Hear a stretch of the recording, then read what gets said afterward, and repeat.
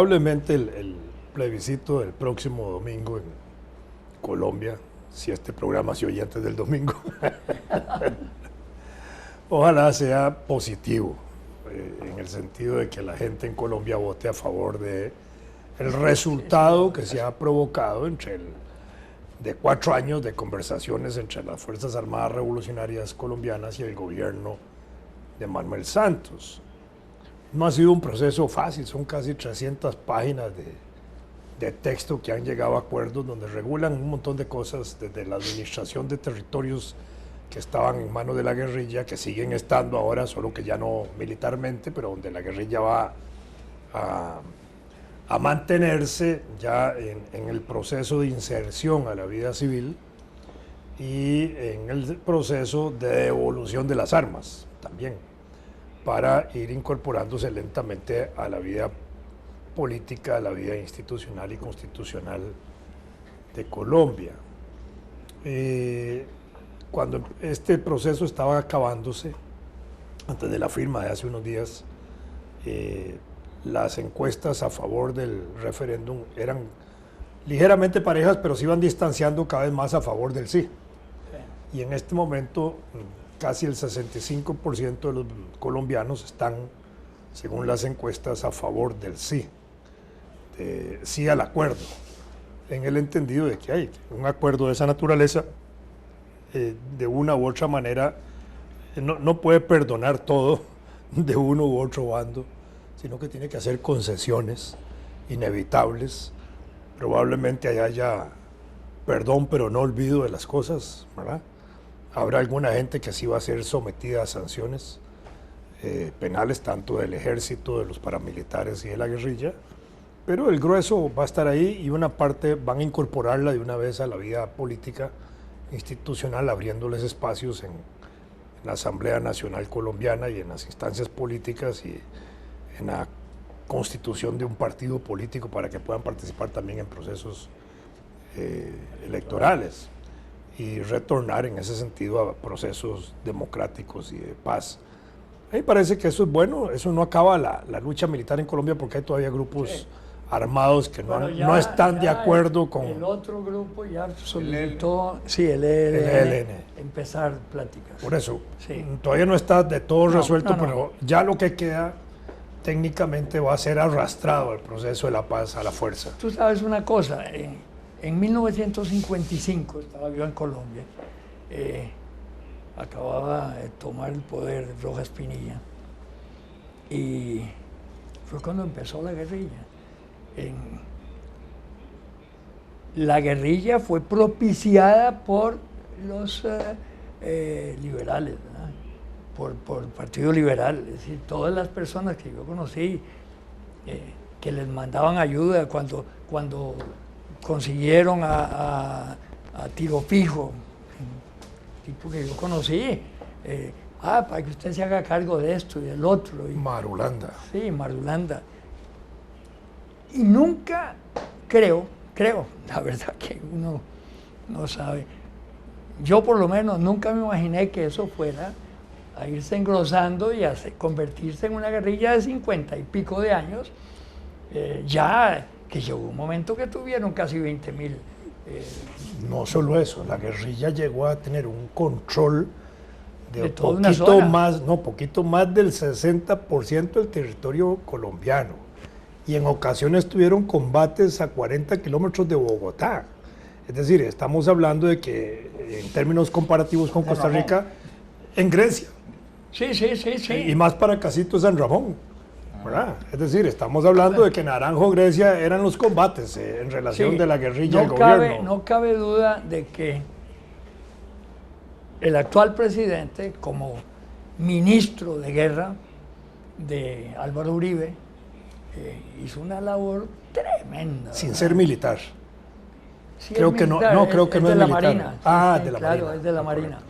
Y siguiendo con el famoso Plan Colombia, que arranca en Estados Unidos. Un apoyo tremendo. Hay 8 bases militares. Sí. 8 bases y entonces, militares ayer que lo estaba entrevistando, como le digo yo, Schopenhauer, ¿cómo se llama? Oppenheimer. le decía que Uribe le dijo cuando lo nombró, nosotros tenemos que acabar con la dirigencia. Hasta el momento estamos matando soldados, guerrilleros, y hay que entrarle a la secretaría, a la gente de la... Y entonces él empezó a programar una serie de golpes, él lo cuenta. ¿Eficaces? Ahí. Claro, todos. Y fue matando al secretario general, a la gente de la líder. ¿verdad? A los grandes líderes, pero incluso porque tecnológicamente eran detectables a través de teléfonos celulares, computadoras, un montón de cosas que ya electrónicamente sabían dónde estaban. Tanto así que aquel bombardeo que hubo en la frontera con Ecuador fue a punta de rastreo tecnológico de computadoras. Y fue a 5 metros de la frontera. Ahí estaba pero fue ejerciendo control de computadora. O sea, que me imagino, voy a ponerlo así perversamente, en Colombia, las computadoras que se vendían y los teléfonos celulares que se vendían con alguna parte de sus chips conectados a satélites para ejercer control de regiones donde estaban. No te hagas ilusiones. ¿Cómo? Tuya igual. No, aquí también, por supuesto. ¿Cómo aquí? Sí, claro. ¿Qué ilusiones hacerte? Aquí, sí, pero no porque nos controle el gobierno de aquí, sino aquí afuera. Igual tienen toda seguro que eso lo hicieron los colombianos solos. Igual. Claro. Cuando un teléfono celular perfectamente establece la ubicación de una persona, en cualquier lugar que esté, si con solo darle el comando para que lo ubiquen a uno y ya saben dónde uno está. Pues eso es otro aspecto de la... Ya aquí hasta Mariano Figueres puede controlarlo a uno. Eso sí es triste, güey. Es que lo controle a uno un gringo, así. No, pero sí, es interesante cómo fue evolucionando y cómo el más duro con la guerrilla es el que empieza a negociar. Es muy interesante el fenómeno. La muerte de los líderes provoca siempre, indudablemente, golpes, pero siempre son sustituidos. Eso es inevitable. No, claro. Pero era como los anarquistas que creían que matando al rey, matando al presidente, acababan con el gobierno. No, muerto el rey, otro rey, muerto el presidente, otro presidente. Sí, claro. Primero con el ISIS se mataron parece que mataron a ese Bagdadí, Sí, claro. ¿Cómo se llama? El imán. El malo, el más malo de los malos. Sí, bien, pero acaso. Sí, claro. Lo sustituyen por otro que nadie sabe si es peor. Sí, es peor, claro. No, eso no tiene fin. Es una tuerca, es un tornillo sin fin. Lo interesante ahora, digamos, es el análisis que puede hacer uno del asiento, del cual no puede levantarse mucho porque los huesos no se lo permiten. ¿Los qué? En Costa Rica, y yo le he puesto atención a las cosas que dice la gente en la red, porque finalmente la red es un corte bastante representativo de la opinión del país, ¿verdad? Sí, de un sector, sí. Yo tengo amigos en la red que son señoras se pelean, empleadas domésticas. Hay unas broncas tengo amigos de la red que son empleadas domésticas. Ajá. Entonces, sí. Interesante. Tengo más de 4,000, pero son bien seleccionados. Sí. Es decir, no, de verdad, es una cosa curiosa y a veces se entablan conversaciones irrelevantes, pero interesantes en el sentido de que le muestran a uno aspectos de la vida de la gente a los que no tiene acceso, porque uno no anda viniendo, ¿verdad? Pero en esta cuestión de lo de Colombia, he encontrado personas muy inteligentes, incluso universitarios que conozco, que salen con unas cosas que me paran el pelo, en el sentido de que no parecen seguir aquel precepto de Oscar Arias, de hay que darle una oportunidad a la paz, ¿verdad? Sí, claro. Cualquiera que recuerde lo que pasó en Centroamérica y lo que pasó en Sudáfrica, si no hubiera habido una disposición de abrirle paso a unas condiciones que se parecen a la paz, ¿verdad? Porque también la paz perfecta solo en los planetas deshabitados existe, ¿verdad? O en el cementerio. Claro, en el cementerio. Oíme, nada más un detalle a propósito de las opiniones, que no terminé. Ese ex guerrillero, bueno, ya es de los que se sale. dice que él no cree en la palabra de los líderes. Ah, bueno. Así dice. Sí, sí, porque sí, a sí. nosotros nos engañaban diariamente y nos tenían con el fusil en la espalda. Y si uno se equivocaba en la menor cosa, lo mataba. Entonces, le preguntó este muchacho, le digo, bueno, pero usted vio la reunión sobre las viudas de los diputados, de 14 diputados que mataron. Claro que lo vi, dice, y lloraban ellas y lloraban ellos. Y entonces dice, me dio risa porque un carajillo de esas lágrimas de cocodrilo, dice, no se arrepienten de nada, esa es mentira. Pero hay qué duro, situaciones en las mocoso. guerrillas. Claro, le hicieron una entrevista por la espalda, porque dice, no, si a mí pongo la cara me matan, y él sí. Hay situaciones en las guerrillas que cuesta mucho valorarlas. Sí, claro. Creo que el Che Guevara, en uno de sus libros, recordando parte de la experiencia de la Sierra Maestra, comenta que tuvieron que fusilar algunos de sus guerrilleros porque habían cometido torpezas en el tratamiento con campesinos y campesinas. Pero si no lo hacían, entonces echaban encima a todos los campesinos, que eran los que estaban buscando el apoyo de... Entonces era una lección también moral para que los guerrilleros no cometieran atrocidades o violaciones a campesinas y, por otro lado, neutralizar. Pero está aquel crimen famoso de aquel escritor salvadoreño, Roque Dalton. Y también ese fue absurdo como lo mataron en la guerrilla. Bueno, y ahí está. Actualmente, por ejemplo, la Universidad de San Salvador ha publicado casi toda la obra ya de Roque Dalton, pero durante años estuvo ahí oculto casi. No, es una situación. Pero yo no sé, yo tengo, por supuesto, tengo la impresión en la guerrilla de porque Guatemala, no estuve ahí, lo seguí muy de cerca. Situaciones de esa naturaleza. Porque yo conocía a Fidel, es decir, desde que desembarcó y todo aquello, yo lo seguí muy de cerca. Tengo la impresión de que fue una guerrilla diferente, bastante limpia dentro de lo que son las guerrillas. La de Cuba, sí, claro. Claro, sí, fue estoy una, de acuerdo. de veras, porque pues Fidel era un estudiante de primera línea, casi todos, el mismo Che, un médico, gente de un nivel muy alto. En esta guerrilla de Colombia no son Por cierto, así. una vez vi una foto, yo la debo tener, las cosas que uno tiene ahí, medias enredadas, una foto lindísima, que es un acto en La Habana, donde está, por poner así, en el escenario, viéndolos de frente a mano izquierda, toda la fuerza revolucionaria que dirige Cuba, ¿verdad? Fidel, el Che, todo el mundo. Y a la derecha, un montón de sacerdotes y curas de esa época, ya cuando habían dejado de fusilar curas. Y entonces, algo decía el pie de la foto en relación al contenido que decía que casi todos habían sido educados por esos curas en colegios católicos. Sí. No, Fidel, conversar con Fidel era una delicia, un tipo de una cultura y una imaginación increíble, un humorista nato en las cosas que decía y tal. La verdad, yo cada vez que iba, cuando estaba en la naviera, me encantaba hablar con él, yo lo confieso con toda honestidad. Cuando le dieron el premio Nobel a Oscar Arias, hay una entrevista, hay un encuentro de Fidel con Oscar, no sé por qué razones, está en YouTube ahí, se puede ver. Y entonces le hacen alguna pregunta a Fidel sobre el premio Nobel. Y le dice, ese sí es un premio bien ganado. Dice, yo conozco muchos premios, dice él. Ese sí está bien ganado. Dice.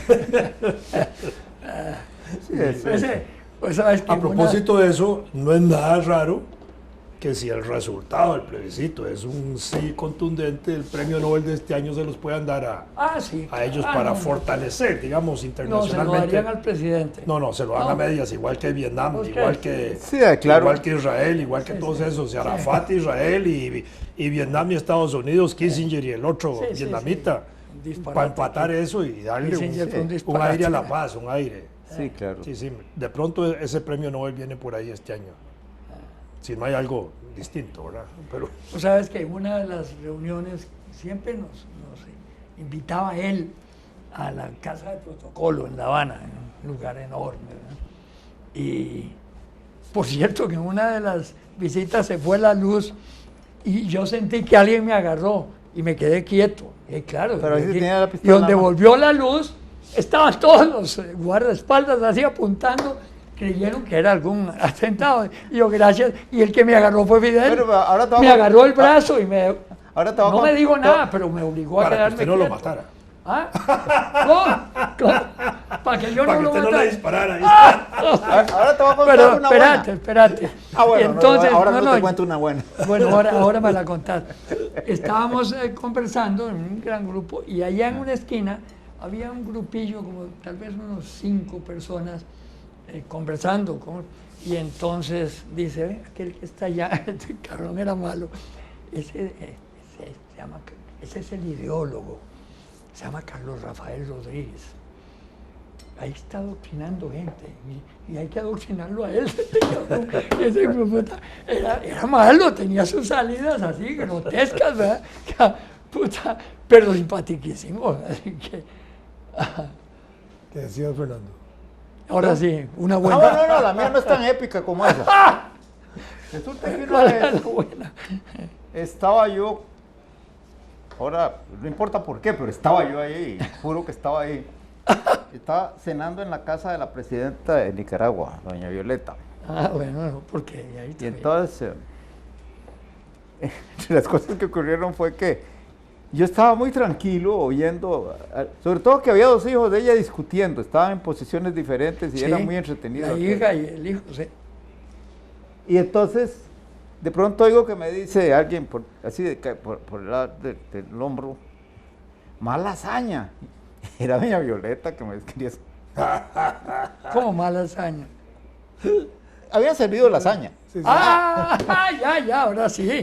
Ya. Entonces, bueno, la cosa es muy entretenido. Eso es lo aquello. primero que me debías haber dicho de la hazaña. Güey. No entendí. Y entonces, es cuando en la otra parte se va la luz. Se fue la luz. Pero no te abrazó Nadie- doña Violeta como abrazaron a Álvaro. No, A mí no me abrazó así, me agarró así duro, fuerte. por eso no, lo mío no Yo fue... no sabía quién me había agarrado para hacerte blanco. Seguí, porque... No, ¿Por ya. qué no me vas a dejar sí. decirlo? ¿Cómo se diga? Sí, Es es que- Nosotros estamos que sospechando. este dijo que te había agarrado Violeta. Bueno, es lo que estamos sospechando. Una buena, digo. de ahí. Obviamente dejaron de funcionar los ventiladores. Imagínense el calor que... Horroroso. Managua. Entonces doña Violeta se puso de pie y fue a abrir la ventana. Claro. Ella, la presidenta. Entonces digo yo, oye, que estaba esperando en la acera de enfrente por pegarle un tiro y no disparó. O sea, esas babosadas son curiosas porque pues tú eras la presidenta. ¿Va? Sí, claro. Y otra vez fui a una ceremonia donde ella iba a presidir, claro, y nos bajamos del carro y vemos a un montón de señoras vendedoras de Tiliche. empanadas, ¿no? De cosas de comer así, de pueblo. Con campanitas. Ellos allá usaban unos carritos Sí, que sí. tienen unas campanitas. Ah, no, en Nicaragua estas horrorosas. llevaban canastitas y esas cosas y discutían con alguien y entonces me asomo a ver y la que estaba en el centro discutiendo con ellas era doña Violeta. Así que hay épocas, por eso cuando se habla Violeta más... está viva. Ah. Yo creo que sí. Sí. Está ella hablando en esa ceremonia al aire libre, en el podio, donde estaban todos los sandinistas preclaros como Tunerman y todos esos. Sí, ¿verdad? Carlos. Sí. Entonces, de pronto se baja un señor en mangas de camisa, un poco desgarbado, perdón, así, grandototes, y viene caminando, y ella interrumpe el discurso, y dice, suba, no más. Era el embajador de Estados Unidos que ha llegado tarde, Suba nomás. lo más protocolario del mundo. No, era maravilloso eso. Sí, claro. Por eso a veces yo me digo, cuando hablamos de los nicas hay que tener cuidado porque esos días eran geniales desde ese punto de vista. Yo recuerdo esos días de la insurrección ya triunfante, en que yo estuve también por allá y me llamaba la atención algo de la vida social festiva, que de pronto metían música típica, como decir el punto guanacasteco para nosotros, y todo el mundo lo bailaba. Y ahí, pero era todo mundo, desde la clase alta que uno veía ahí, de los guerrilleros que pertenecían a la clase alta, de la gente de la clase alta que estaba con la revolución, hasta el pueblo, y se tiraban a bailar la música popular, la folclórica, digamos, la folclórica. Sí. Y yo decía, qué interesante esto, porque en nuestro país, aquí en Costa Rica, eso no se da. No. Más, en cualquier actividad social de quienes nos están oyendo, meten el punto guanacasteco y pronto silban para que lo quiten y pongan un rock o alguna cara, una metálica o alguna otra carajada, sobre todo en una fiesta de jóvenes, porque a nadie se le ocurre bailar eso ni enseñan el baile tradicional. Había nuestro, una señora los bailes. Montedioca que se preocupaba mucho por enseñar los bailes típicos costarricenses. No, pero deberían enseñarse en las escuelas y como parte de nuestra cultura. Al final de cuentas es una música muy bonita. Sí, pero no es autóctona, es que esa es nicaragüense. Es guanacasteca, no es nica, nunca. Casi. No, Guanacaste nunca ha sido nicaragüense. Sí, es que vea que- no, eso es. Guanacaste nunca ha sido No, nicaragüense. eso es Pero algo. el folclore es. No, tampoco. Tampoco, El folclore bueno. es guanacasteco. Ya, bueno. Y el Ego punto. te absorbe. No, el punto. El punto es que El punto es un género, no, el punto es un género musical. Y existe yo el sé. punto de Guanacaste, el de San José, el de San Carlos, el de Pérez Celedón, que han sido estudiados. Lo que pasa es que el que se ha impuesto como punto nacional es el punto guanacasteco. Hay un fenómeno Y nacionalmente no se llama el punto guanacasteco, se llama el punto. El punto es que es el tipo Exactamente. musical. hay un hecho que está bien documentado, incluso está citado en alguno de los libros publicados por la Universidad de Costa Rica. En un momento dado, en la década de los 20, hubo una inquietud por rescatar la música la música nacional de Costa Rica, y entonces hubo una expedición, pero así, se puede llamar así, de músicos a Guanacaste a rescatar específicamente en Guanacaste por el conocimiento de que ahí había mucho. Y de ahí sale el rescate de varias de esas casas que se... No, ahí está el folclore, definitivamente, es de Guanacasteco. En los años 60, 70 había ahí en Tenemos Ciudad Quesada aterrizar, un espérese que quijonguero, termine, señor. Extraordinario. Un día le regalaron un radiecillo portátil y lo echaron a perder. Empezó a tocar otra cosa.